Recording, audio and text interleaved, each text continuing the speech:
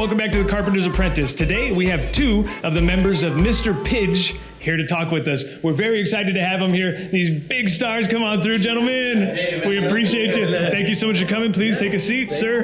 Please take a seat. It's okay. Brother, can you introduce yourself? What's up, everyone? Hold the mic. Oh. My name is Noah. I'm with Mr.Pidge. I'm the bassist. And sir? I'm Dominic, founder of Mr.Pidge. Okay, and what made you found Mr.Pidge? Found myself. No, what made me want to start this project is I've been writing music on my own for a little bit. I wouldn't say that too long. I've been playing music longer than I have, and I would always accompany people while I was playing with them, and so I wanted to try it out myself. And so I wrote a lot of stuff by myself, and then I met some really cool guys who kind of shared the same vision that I had, and we've been doing it for about 1.5 years since then. And speaking of meeting cool guys, how did you guys meet, and how did the band come together as a group? So I'm from El Paso, and Dominic's a military kid, so he was stationed in El Paso for a while, and we met through a church group, actually, and we used to play. We were church musicians, and yeah, that's the humble. Now you're worldly. Yeah, it sure does. Just happens, brother. Okay, so let me ask you guys a question. How is it to be a musician and take a chance on something like this? Because not everybody can do it, but a lot of people have the dream. So, you just gotta put yourself out there. There was always a point in time where we knew we were gonna be in a band, and ever since, I don't know, we were like 13, 14, we always had dreams of being in a band, and we'd play rock band, and we'd just be like, we're gonna do this for real one day. And I'm still playing rock band, and now we're doing it for real. So Real life rock band, I guess. Can I ask you guys a question? So have you guys done any touring or shows around here? We've done a lot of shows. Excuse me. We've done a lot of shows in town. We've played pretty great places. We've done San Marcos, and we've been to South by about 2 times. Yeah. And but we're looking to tour a lot, especially with the stuff that we're going to be releasing soon. So, quick question: when was your first show? Do you guys remember it? So Mr.Pidge's first show was like an electronic show, right? Yeah. I think the first live show, where was it? Was it at Ventura or Imagine? It was Imagine. Okay, yeah. So we love Imagine. What's up, Ezra? Ezra plays in Mr.Pidge from time to time, and he really loved the sounds and styles and vapor of Mr.Pidge. And sir, before you went on stage for that first show, what were you feeling? For that show or my first ever show? Well, that's a good question.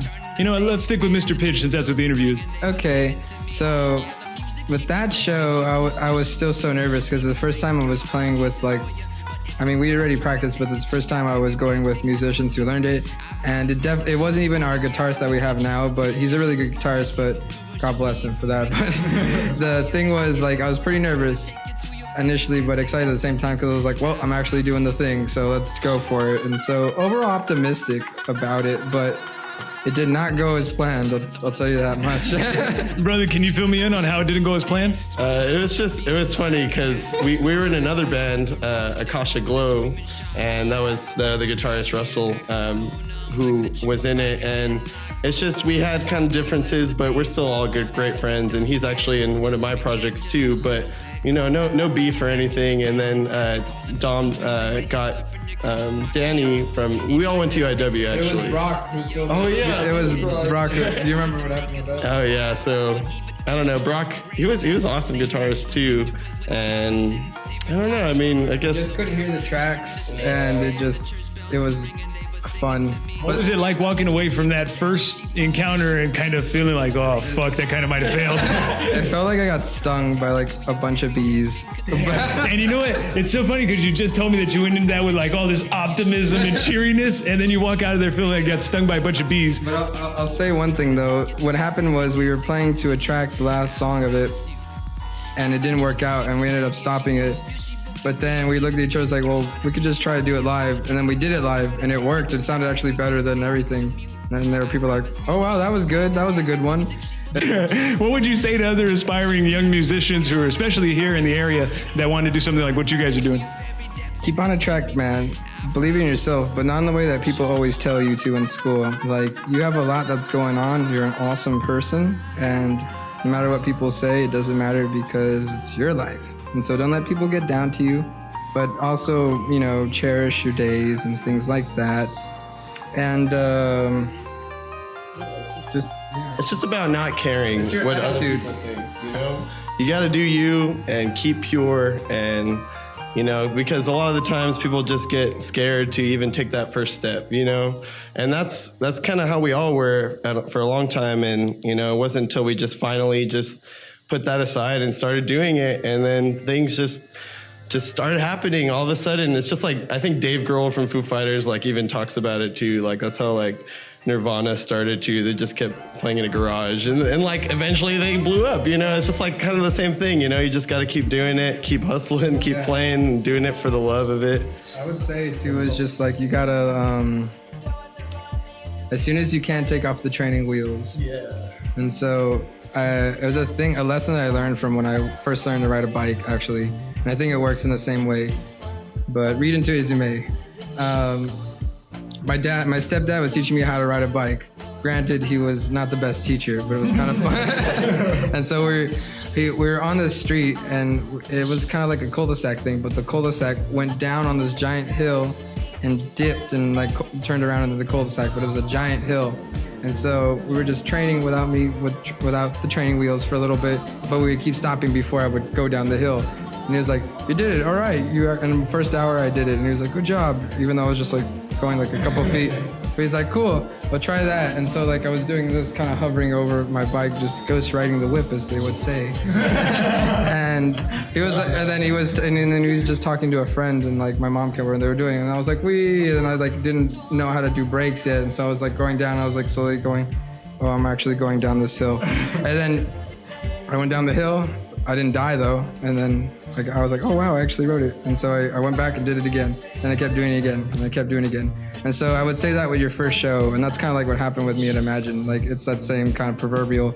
It's better that you get shoved down a hill than never make the dip first into, or the leap into the thing, you know? Yeah, amen, brother. And how can folks find you guys on social media, either you guys personally or Mr.Pidge? Yeah, so I mean, all the social media outlets, MySpace, LinkedIn. Does it feel weird that you just said out loud MySpace? No, I know no shame. It's a Tinder. It's like he would be pleased as Peach if we would advertise his Tinder. Ladies, there's a guitarist in Mr.Pidge, and he's single as fuck.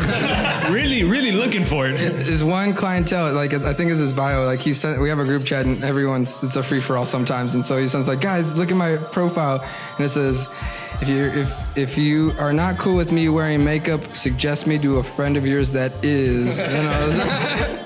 So, ladies, you got to be down with him wearing your lipstick. Yep. Yeah. That's different. Okay. Let's give out the rest of the information so I don't fuck y'all up. The actual information. Yeah. But yeah, we're on. Thanks. Sorry. You're on Facebook, Instagram. All over it. God damn it, y'all. Get it together. We have a show to do. That's another story. But we're on Facebook, Instagram. You can find us on Facebook. It's Mr.Pidge, and on Instagram it's Mr.Pidge Music. And we have a single right now on Spotify and iTunes, and you can find us through there too. Shazam us, because we're sometimes in circulation with the radio, whatever. But there's a lot of good bands too on that too. But that's where you can find us. So we're here today with Mr.Pidge to figure out exactly what motivates them to keep making music. They've been making some awesome music tonight. They just did a live concert, which we got an opportunity to be part of, and fuck, it was so much fun. I mean, that shit was incredible. My friend, can you introduce yourself to the folks and tell them what you do? I'm Jordan, and I play drums in the band. Fantastic. I'm Chewy, I'm the manager. Sir? My name is Josh, I play keys. Daniel, guitar? Noah, bass, so dude. And so you guys have already heard how these folks met, but it's so good to see them all together and to work in concert with one another. Sir, why do you keep doing this? Why do you pursue your passion?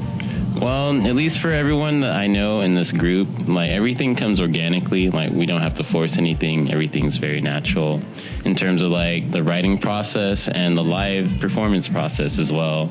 Because there are usually no two performances that are exactly the same just because we're always feeding off of each other. Do you agree with that? Do you guys feel like you're feeding off of each other most nights? Sure. Yeah. Oh, man. I'm sorry. We'll explain. Sir? Definitely. I mean, every time's different, and to be able to just do this with my friends, and, you know, we trust each other enough to where it can be like that, I think. Sir?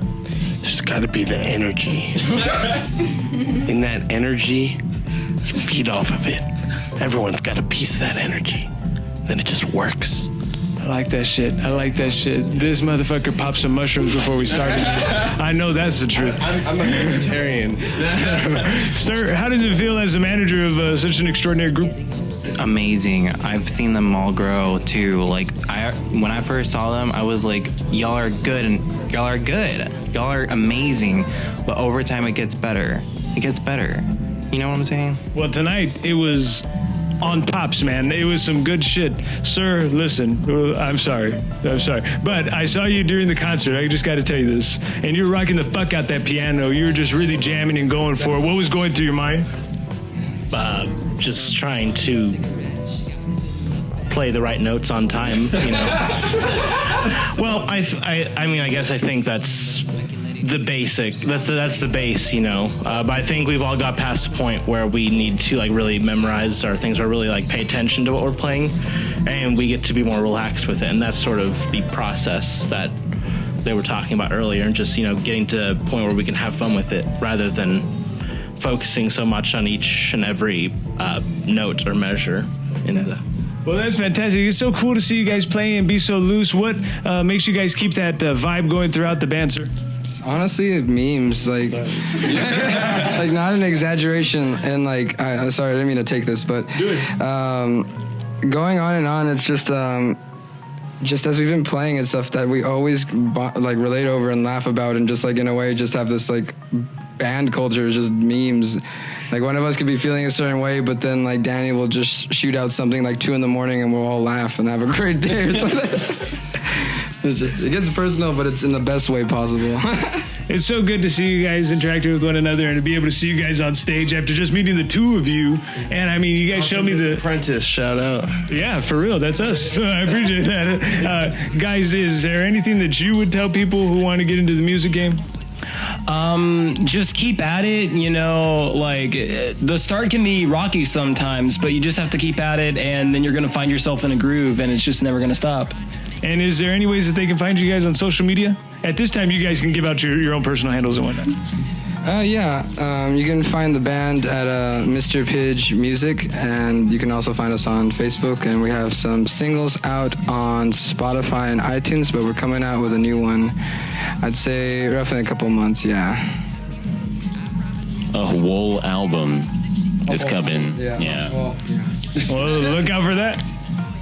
Well, as their representative, I'm on SoundCloud and Mixcloud. I don't know if anyone knows about Mixcloud. Chui Politron. It sounds weird. Politron. Politron. I represent them, and yeah, I follow them as well, so you can, you know, make at ease. But yeah. Pass the mic. There you go. Josh plays in a band called Joshua Mama. I'm Daniel. I guess you can find me on Instagram at DanielMiller1997. If you would like to slide in my DMs, you're welcome. Nice, and I'm Noah Slavin, but on the gram known as Noah Slavin Music. And I got my own project, Any Color You Like, actually. Stay tuned. Fantastic, you guys. We'll see you next time. Thank you.